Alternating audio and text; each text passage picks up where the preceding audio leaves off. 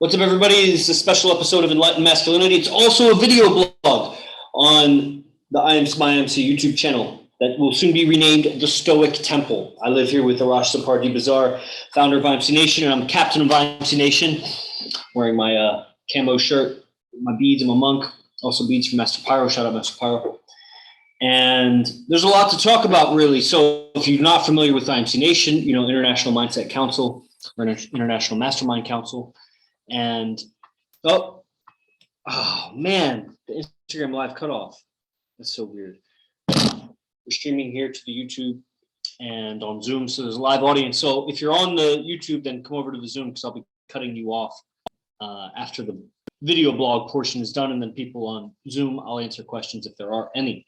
This is levels of communication, which is we have a process here that will take you from where you're at if you put it into practice, and it will start to develop your mind, your neurology, your expression, your ability to observe and notice, and actually become a better communicator. It's a real thing. This isn't just like, words in the cloud that, what is a good communicator? This isn't, college textbook that people that don't know how to communicate, learning communication.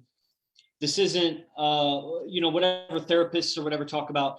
This is like actual expressiveness where your experience gets transmitted and another person notices it and understands, and even back and forth to where you can acknowledge like what people are saying and what they're meaning. These are qualities of communication. Then understanding people's psychology, the context you're in, actually improving your verbiage, not just like your vocabulary. You read a dictionary or you get some books and you read and you learn vocabulary, but actually how you put it together so that people get what you're saying. And there's actual steps to this process. And I am pushing the horizon of what the student body at IMC Nation is able to do by being that first, being that guy that steps up first. And that's why I'm in the position I'm in. That's why I'm captain. That's why I live with the founder. That's why I handle all the business, is because I've just continually stepped up first, made the sacrifice, dropped what I needed to drop that wasn't serving me, sold what I needed to sell, get rid of the loose baggage, the heavy weights, and go. And just keep going month after month, year after year. So here are the levels of communication, right? In the beginning of the BEAST process, which the AZD BEAST process is an application of stoicism and calisthenics with several other mindsets, Eastern philosophy or even Scientology and, just some other things. Obviously, social psychology or evolutionary psychology,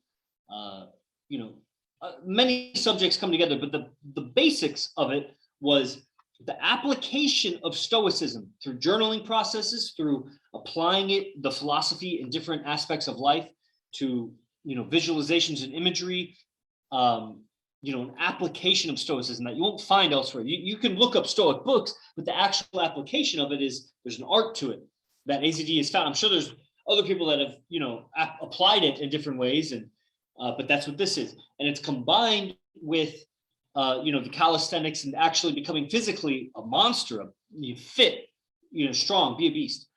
So it's like the Stoic beast. And that's this process for men, different process for women.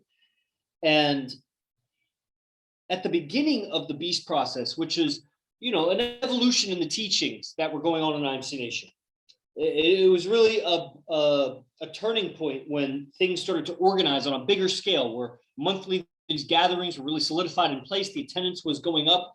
There was more and more interest, and to better lead everybody, not necessarily make everybody like the same, but to give people something to keep them busy, disciplined, and focused in between classes, in between lectures. So the BEAST process came out, and it wasn't just for that purpose. It was to save himself, how AZD, introduced it. And we all used it for that purpose in our own, to, develop our own character and strengthen our weaknesses and so on. At the beginning of the BEAST process, about 2.25 years ago, so about whatever that is, 27 months ago, this idea of the fourth wall came as a principle.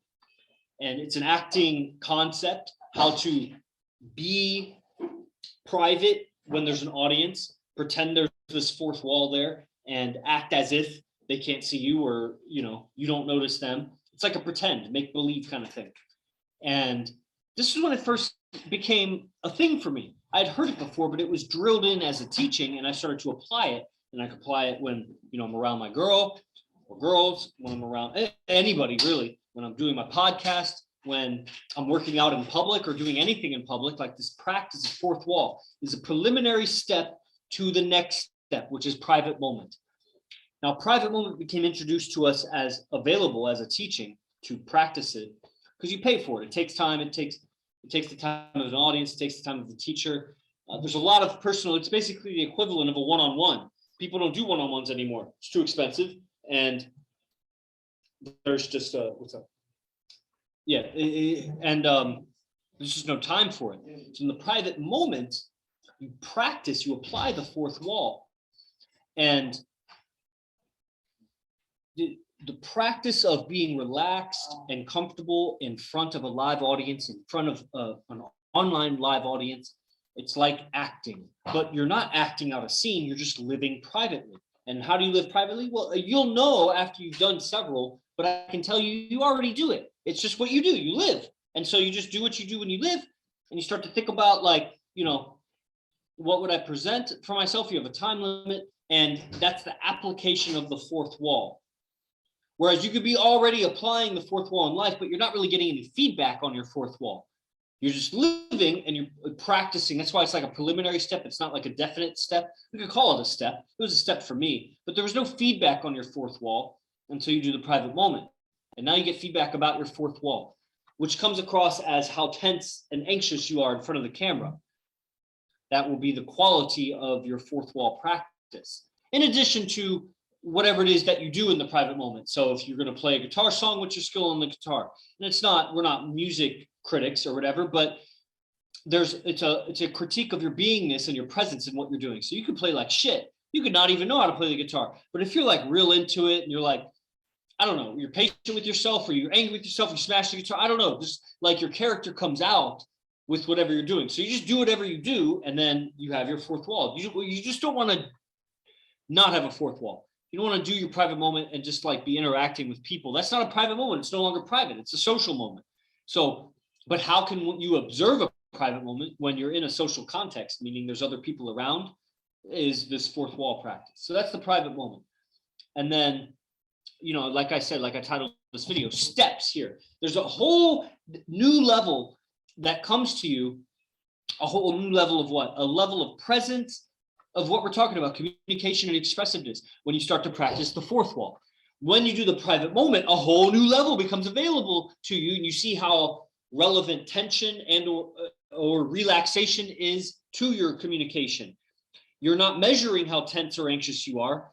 You'll get it over time. I mean, I've done many lectures, I've taught many classes of many different varieties. Like, I've been in front of people, public speaking, like something different about the private moment, or maybe all of those teaching gigs prepared me better for a private moment. I don't know.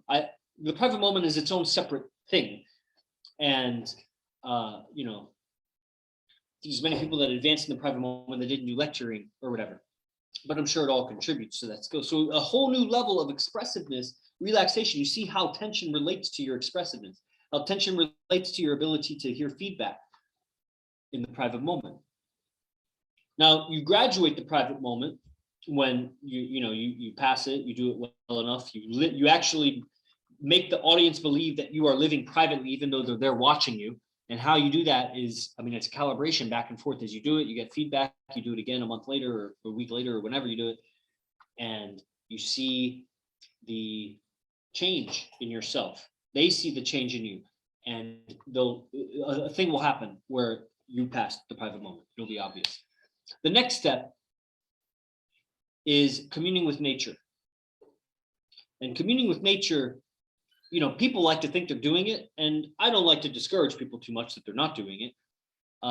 It does involve a journal. It does involve. I'm not going to give away the exercise, because it would be like in wrestling, teaching somebody like how to pin the person before you teach them how to take them down. Like, you're never going to get a person to their back to pin them if you don't know how to take them down. There's no point in teaching you a pin if I don't teach you a takedown first. So I can teach you the pin, but it's not going to do you much good. You're just going to go off and journal about nature, and you'll get minor benefits from it. Just like if you learned how to pin somebody, you would get minor benefits in knowing how to leverage their arm or their neck. It'll be something. You'll get something. I mean, you can't grapple with a person and not get something out of it, but you'll never know how to get to that position, and you won't know how to really bring out your communing so that you understand what is it, how are you processing nature, and how are you translating it into your journal, and what's the quality of this communication into your journal. You won't understand that until you express it in a private moment, but you got to pass the private moment to get to that, because otherwise your expression of your journaling process is going to be polluted by tension. Okay, and these are the steps to develop your communication, like AZD, which is, top of the planet, world class. That's why we follow. It's not just random communication. There's a whole mindset, a philosophy behind it, a lot of success to, kind of validate it as an authority, or confirm it as an authority, and that's what we're doing. So, communing with nature comes next, and that's you deliver that process. After the communing with nature is going to be, we'll call throwaway monologue. Some of these don't have to go in this order, but you'll see how each one adds a new step or a new ingredient or a new you could say like a new ingredient to the soup. You have a stew brewing and you have one ingredient in there. It's water and potatoes. It's not going to be the best stew, but then you throw in some beef and it's like a little better. And then you throw in some pepper and now it's, I'm not a chef, but you get it. You throw in the ingredients, it makes the dish better. So, fourth wall, private moment, communing with nature, and then throwaway monologue. When you do the throwaway monologue, you're going to really integrate this script into you and present it. Again, you're applying the private moment, you're applying the fourth wall. But when you present this throwaway monologue, you gain it's a different flavor, a different understanding of what it is to integrate a language, to integrate a monologue or a dialogue. And you'll really feel the reshaping of your nervous system around this thing that you're memorizing. And of course, the delivery of it is the calibration. So you get feedback about it, you feel your tension in it, and the feedback is very important. And who's the audience is also important, because an autistic person gives you feedback, or some I don't know, just somebody that's totally out of tune or out of touch. Their feedback doesn't matter to you on this process. But the audience of your peers, audience of your teacher, it's going to be really good. And so you do this throwaway, and it's going to add a different flavor than the communing with nature, which is a different flavor than just a simple private moment. Communing with nature is this presentation of your experience in nature. Throwaway monologue is your presentation of this script or monologue that you've internalized. The private moment is just a private living, and they all bleed together, like I did in my private moment. They all wove together. I may have crammed too much in my private moment. I got through it all and I did it well, and I see how I could kind of break it apart and really expand on different elements, and that will probably be the next level for me, because I don't want to get better at cramming. I want to get better at the whole thing. And to do that now, I'll separate it. So like once you learn how to wrestle, now let's just focus on this single leg attack. We're just going to drill all the different ways I can set up and get into this single leg. So I become, just so masterful at this technique that no matter who the opponent is, I can execute this technique. Because if they tie up like this, or if they, come at me with this angle, or they lead with the other leg or whatever, I can still get it. And that's what I'm looking for, is mastery. But then I also will do it with the pin moves, and I'll do it with the escape moves, and all the situations, to where I don't need to be a master of everything. I just need to be a master in every position and have a move that I can do, and it works on the highest levels. So once you get the basics of grappling, then you break it apart and zoom in on different features. So once you get the basics of, fourth wall, private moment, communing with nature, throwaway monologue, then you can separate it and zoom in. And that's what I'll be doing in the coming experiences. The fifth step, that is what I'll give you.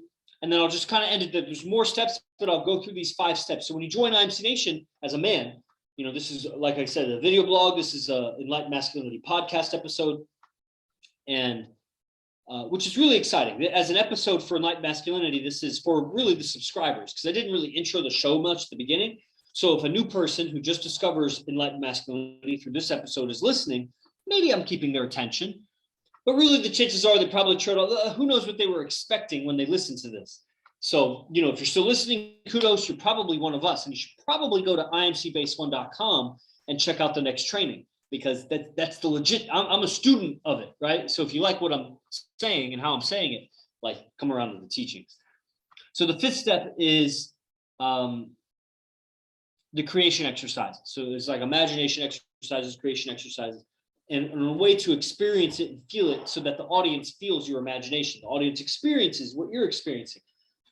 That's getting really close to what you would recognize as acting, but it's not quite like what you would say is like a role of acting. It can be. It's really, on the gray area.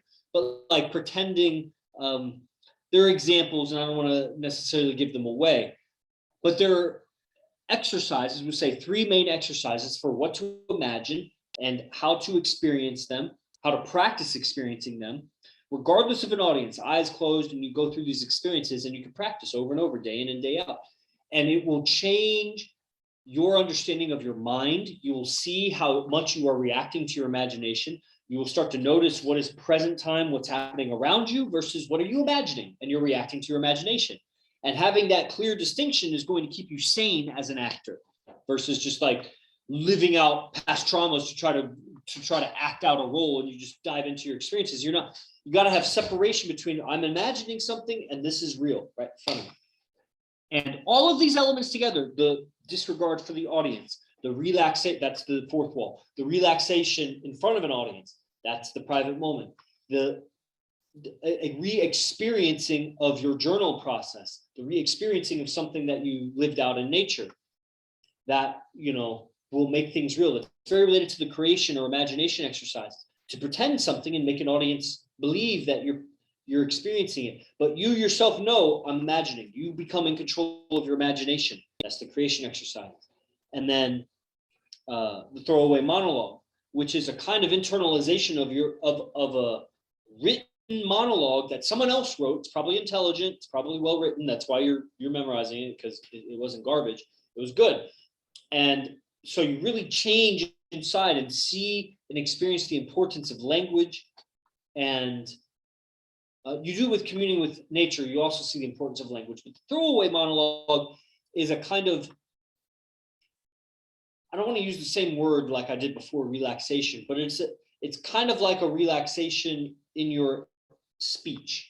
It's how to relaxingly speak, but at a high level. It's a monologue, so it's a high level, it's intelligent, but it's a carefree, so it's an unattachment to a higher level of communication. This isn't the best way of saying it, I don't think, but it's accurate what I'm saying. These elements put together, the throwaway, the communing, the creation, imagination, the fourth wall, and all of it built on the backbone of the private moment, a relaxed, tension-free, private experiencing in front of an audience. And then I'm on like my 8th or 9th or 10th private moment that I just did. I don't know how many I've done. Let's see, I've done one every month. This is the 8th month. I just finished it. This is September 1st, but I just finished August's private moment. I think I've been doing it since last November. So about 10. Yeah. So this is probably my 10th private moment, 10th or 11th, actually. I did 2 in 1 month. And so this is the evolution of it. And my communication is evolving, both my verbiage, my tonality, expressiveness, my awareness, understanding, all the things that come with it. What am I imagining? What am I not? And, so what's real, what's not? And, what's the effect of what I'm saying? And what's aesthetic? What's beautiful about what and how I'm saying, my presentation of myself. And, these things will change you. And probably just this video blog is changing you, just me explaining it if you're listening to it, or this podcast, however you're listening to it. So the evolution here is real, as I've said in prior videos and streams. The evolution is real. This isn't like some flowery make-believe cloud of a word where I say the evolution is real. Like, this is a real development of your character, your communication, you as a person, the effect you create. And of course, that bleeds into your business, your relationships, and all aspects of your life. and especially relationship with yourself, how you sleep at night, your code of ethics. You get more aware, and then you could really go after it in this life, instead of just being a hamster on the hamster wheel trying to master the skills that they're giving you so that you can be good at the skills that they provided for you, the opportunities they provided for you. You make it for yourself. You become a pioneer. And of course, as women, it's different. If you were a woman, if there are some women on the stream, I would be explaining this a little differently to you, with a little bit different direction for you. I am speaking to the men, and I should have said that in the beginning. So what you're getting from this is my expression of it, and I hope you appreciate it. I wouldn't necessarily think that this all applies to you, how I've said it. The steps of communication, how they'll change you. I mean, that would apply to you if you applied it. But as far as your ambition, I'm speaking in terms of like laser-like focus and like giant ambitions and going for your goals. That's not exactly what I would say for you. For you, what's most important is your relationship with your man, and how he feels about you, and making sure he feels a way about you. That's going to make you more fulfilled. Even if it didn't work out, that's the skill you need. You may not work out with the man that's right around you. I don't know who's listening to this later, but that's the skill you need. It's the ability to make the man that you want to want you. And so you could apply all of these, evolutions of communication to that end, but I think that should be your main priority. And of course, in doing that, you should have a job and be able to take care of yourself to that degree, unless you're really just trying to be a sugar baby and you need a particular kind of guy for that. And he's probably not going to put up with it if he has value. He's only putting up with it because he doesn't have real character value. He's just got money. So, because why would he drain his money just for you? Who are you? You just get someone who's got her shit put together and then be in a relationship with her. So, but if he doesn't have value, then he's got scarcity. So that's why I say he would need value. So that's the end of the stream for YouTube. That's the video blog. Go to imcbase1.com to sign up for the next event. imcbase1.com. It's in the description. All right. I'm a messenger of it. I'm not the teacher of it. I'm a messenger. So if you like this, I'm telling you, get on it. And I'll cut you guys off on YouTube, and then we'll answer questions for the people here on Zoom. All right, that's that. All right. Are there anything, the rest of this, it's still being recorded, so I would put this on the podcast episode. If you have anything that you'd like to ask, ladies, you could type it out, or guys, you could unmute. If not, then we would just end it. People on Enlightened Masculinity, if you're watching this recording while my audience collects their thoughts, go to imcbase1.com. Like, what are you doing just listening to recordings? It's just facts. Okay, anything from the live audience? Going once. I'll give an extra special nugget here if there's no comments or anything. Just for the people who were listening to the recording, since they listened this far, I should give them something extra. Oh, by the way, there's a package here. I wonder, is it for me? It is. Probably a birthday present. So that's coming up soon. Everybody's excited for me. I know. Save your wishes. Save your wishes. Okay. So